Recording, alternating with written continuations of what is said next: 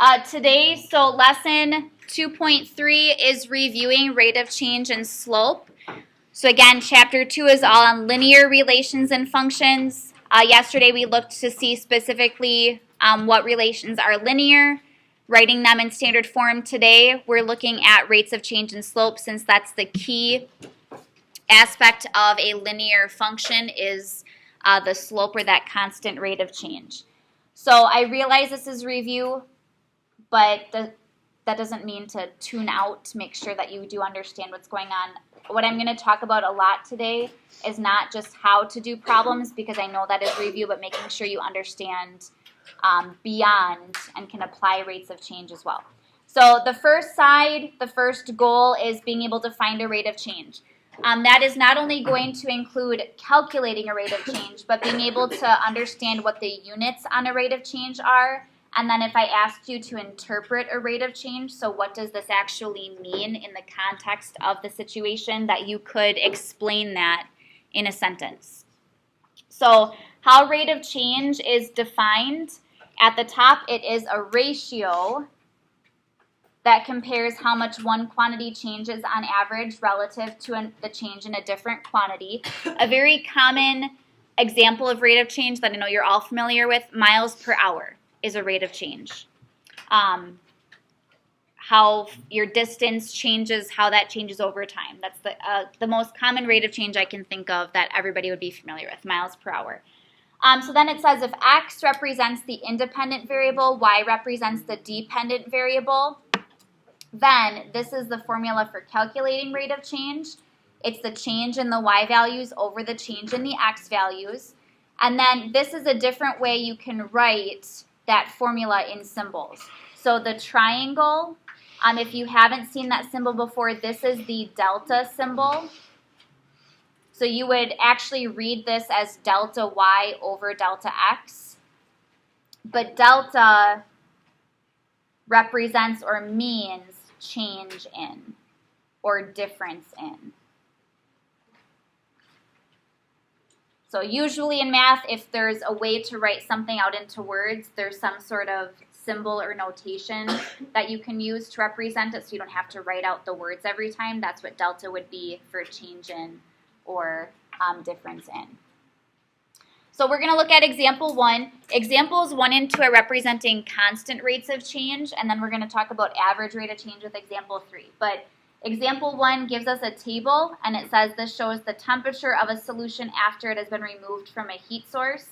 Find the rate of change in temperature for the solution. So we have different time values in numbers of minutes since it's been removed, and then what the temperature is in degrees Celsius. So if I want to find the rate of change, so I am going to find the change in the y values over the change in the x values, delta y over delta x. When you have a table like this, you can choose any two ordered pairs from that table to use. So typically I look at using the first ordered pair and the last, but I could have picked the second one and the fourth. Either pair that I choose, as long as I'm calculating it correctly, I'm going to get the same rate of change in the end. So then when I'm calculating this, to find the change in the y values, I'm just subtracting the y values. It doesn't matter which order you subtract them in. However, whichever order you subtract the y values in, you have to subtract the x values in that same order. So I typically start with the second one and subtract the first, even though the second one in this case is lower. So I would do 118.4 minus 143.6 is my change in y over, and then my change in x, I would still have to do the second one minus the first one, 12 minus 0. So if I had both of those differences flipped, I would get the same result. So whatever y you start with that same x value. And then I calculate this. So 118.4 minus 143.6. Does anyone have what that is by chance? I know the denominator is going to be 12. Anyone have the difference we'd get on top? Negative 25.2, thank you. And then typically this is going to be a difference between rate of change versus slope. Rate of change most often is given as a decimal answer. So we shouldn't leave this fraction anyway because a decimal in a fraction isn't simplified. But with rate of change, you can then divide them to get a decimal answer. So can somebody divide that by 12 and let us know what we get? It's going to be negative 2.1. So the rate of change is negative 2.1. So after finding it, so this is going along with not only should you be able to find it, but now I know on quizzes and tests, not only do I want you to give me the value, I want you to give the units on the rate of change. The rate of change is a ratio, meaning the units are not just going to be minutes. The units are not just going to be degrees Celsius. It's a ratio of those two units. So to come up with the units, look at how you calculated the rate of change. The y values on top, we're representing temperatures, so those are in degrees Celsius. The x values on the bottom are representing times in minutes. So your units are degrees Celsius over minutes or degrees Celsius per minute. And those are the units on that rate of change. So when you give rate of change, give the value, give the units. And then I know it doesn't ask this in the problem, but if you were asked to interpret what this means, the units really help you interpret the value. So since this again is showing how the temperature changes after it's been removed from a heat source, because this is negative, that shows it's decreasing. A negative rate of change is a decrease. And it's decreasing by 2.1 degrees Celsius for every minute. So as an interpretation, I'll just write this down. I can say and I'll abbreviate temperature, so the temp decreases 2.1 degrees Celsius every minute. So if you were asked to interpret, this would be an interpretation.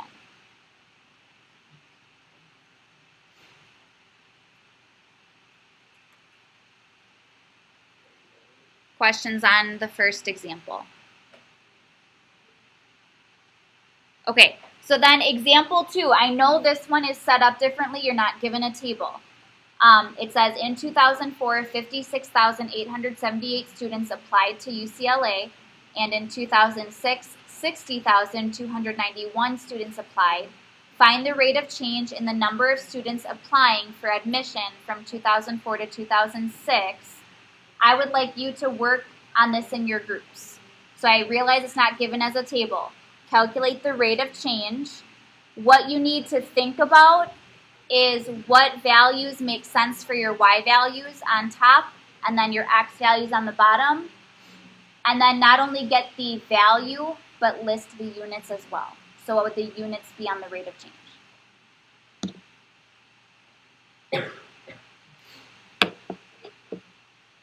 So work on that in your groups. I'll come around and check, and then we'll go through it to make sure we all have the correct rate of change.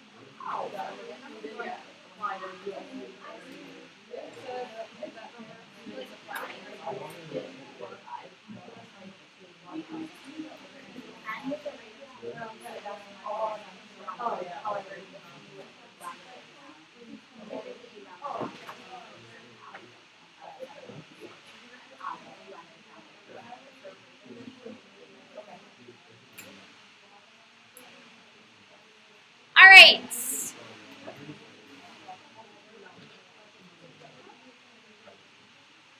I think, well, when I walked around, I checked at least one person's in each group. So that one person, if I didn't stop by the group, that one person I looked at had it right. And I'm kind of hoping that you're all comparing with each other in your group, that you're having the same answers. Or debating and asking questions if you have different answers. So, couple of notes about this specific rate of change. It is 1,706.5. It would be students per year, or students applying per year would also work. I had some questions about the decimal because it is students. Because it's a rate of change, leaving the decimal is fine. If you said 1,706, about students per year, or about 1,707 students per year, I would accept that. If the answer was just students, you would have to give a whole number. But with the rate of change, even though it still doesn't really make sense with half a student, it's okay. I had questions about the interpreting for this one, so I do want to share with this one the interpreting part of it. This is talking about application, or the admissions for, or the application for admission for UCLA. So this is representing the students per year, the increase in applications. So as an interpretation, it wouldn't have to be worded this exact same way, but you could say each year, 1,706.5 more students apply to UCLA. So it's not saying that's how many students apply every year, it's that's how many more students would apply the next year as an average rate. Bless you. So the interpreting part is more of a challenge. Every example, every scenario is going to be interpreted differently. There's not really one way to do it, and even within a problem, there isn't only one way to word the response. So I want to move on then to example 3. So example 3 is an example of an average rate of change. So most rates of change in real world situations are not constant. So for example, we could even argue for UCLA, it's not going to be that every year this is the exact number of students or more students that apply. That would be on average. So if you're asked for an average rate of change, that just means it's not something that's constant over time. So this is saying in example 3, refer to this graph, find the average rate of change of the percent of total music sales for both CDs and downloads from 2001 to 2008 and compare the rates. On this graph, you see the top graph is for CDs, the bottom graph is for downloads. It is labeled, I know it's kind of small on your sheets though. With average rate of change, you have to pay attention to the values they specifically want you to look at. So we're just looking at the years 2001 and 2008. We're not just picking whatever points we want to. Now, what's nice with these graphs is they give you the Y values for both CDs and downloads for those 2 years. So I'm going to focus on the CDs first, find that rate of change, delta Y over delta X.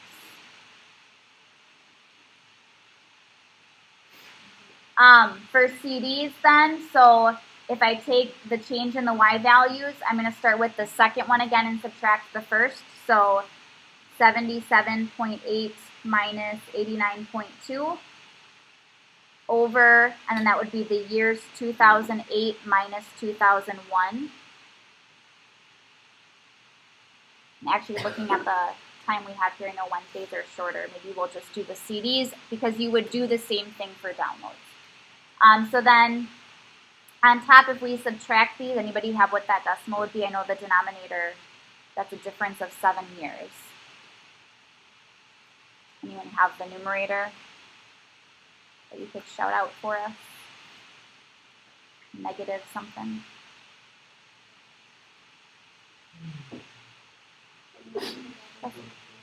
Negative 11.4. Okay, and then if we divide that by 7, negative 1.6. Well, I think it's more than 1 decimal place, but 1.6 would be correct how it was rounded. Okay, so that is for the CD percent of sales. So what would the units on this rate of change be?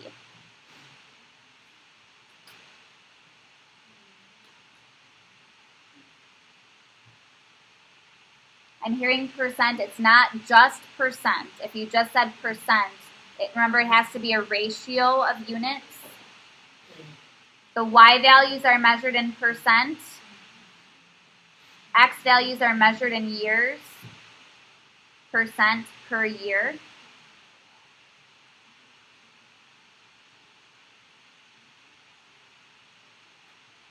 Okay, so thinking of the interpretation for this one, it's negative, and you can see from the graph, this means on average, CD sales are decreasing by 1.6% every year. So that's what that would mean. So based on, I'm just kind of keeping track of where we're at time-wise in class, you would then do the same calculation for downloads. You can see from the graph that one's increasing. That should make sense to you. Just show of hands, how many of you still actually go to a store and buy a physical CD? Not purchase it and download it online, but actually buy a CD. How many of you would just download it on iTunes or on the internet? Okay, some of you then maybe don't purchase music because you didn't raise your hand. So in general, this is just showing a trend that we kind of are seeing CDs going down, downloads going up. All right. The second part of this, I need your attention. I just want to make sure we get through 2 of these examples on the back. I know it's review. I need it quiet, please. Slope. I know slope isn't new to you. Slope, I have the definition on the top. It's the ratio of the change in the y-coordinates to the corresponding change in the x-coordinates. The slope of a line is the same as its rate of change. So slope is a rate of change. How you calculate rate of change is the same as how you calculate slope. If I asked you to find the rate of change of a line, that is the same thing as finding the slope of a line. So make sure you recognize they're the same thing. What it says here, I know it's really light. It's hard to see up here. It's easier to see on your sheet, but it's still really light. Slope, change in y-coordinates over change in x-coordinates. The formula you're probably more familiar with, which is also in this box here, is y sub 2 minus y sub 1 on top, x sub 2 minus x sub 1 on the bottom. It is the difference or the change in y over the change in x. So it is the same formula as rate of change. Another way we define slope, particularly from a graph, is rise over run. Rise is your change in y values. That's a vertical change on the graph. X, the run, that change in x values is a horizontal change. It's a run. So I want to go through one of each of these just as a refresher. I'm going to look at example 4a. So if you are given two ordered pairs, you should be able to calculate the slope of the line that passes through those points. So that's using this formula, or again, if you want to write it as slope is just the change in y over change in x. I know some students get confused with the subscripts, x sub 2, x sub 1, which one is which. When you're calculating your change in y, just like I said for rate of change, it doesn't matter which y value you start with, as long as you start with the same x value on the bottom. So I typically do the second one minus the first one. So I would do 5 minus negative 3 over, and then I have to do the second x value minus the first, 3 minus 1. Be careful when you're subtracting negatives that you do change that to addition. So this is really 8 over 2. Simplify your fractions. This is 4. Unlike rate of change, slope you normally leave as a fraction. Just make sure it is simplified. Questions on 4a? If you worked ahead and you have an answer for 4b, I'm not going to go through it, but you could check or even do it on your own and check that you get it right. It's negative 5/8 for part B. And then I want to look at example 5a as well, so finding slope from a graph. So here, what you have to do is you have to, on your line, pick out 2 points that the line goes through. So you're looking at where the grid lines cross. That would be marked as a point. That's what I would look for. So this line, I would say, goes through this point down at the lower left part of the graph and then the upper right part of the graph as well. Here you can just calculate the rise over the run. So I kind of draw in a right triangle to show from one point to the next I have to, in this case, go up and then to the right. So for rise over run, make sure for rise, if you're going up, that's a positive change. If you're going down, it's negative. And then for run, left to right, if you're going right, it's positive, left is negative. So on this graph, I should also notice my axes are scaled by 2. So if I go up one grid line, that's up 2. So I'm going up 1, 2, 3 grid lines, so that's really up 6. And then I'm going over 1, 2, 3, 4, 5, 6, 7, 8 grid lines, that's really 16. So my rise over run is 6 over 16. Simplified is 3 over 8. So because these grid lines were all, they were scaled the same way, it is still the 3 over 8, positive. Up and right is positive.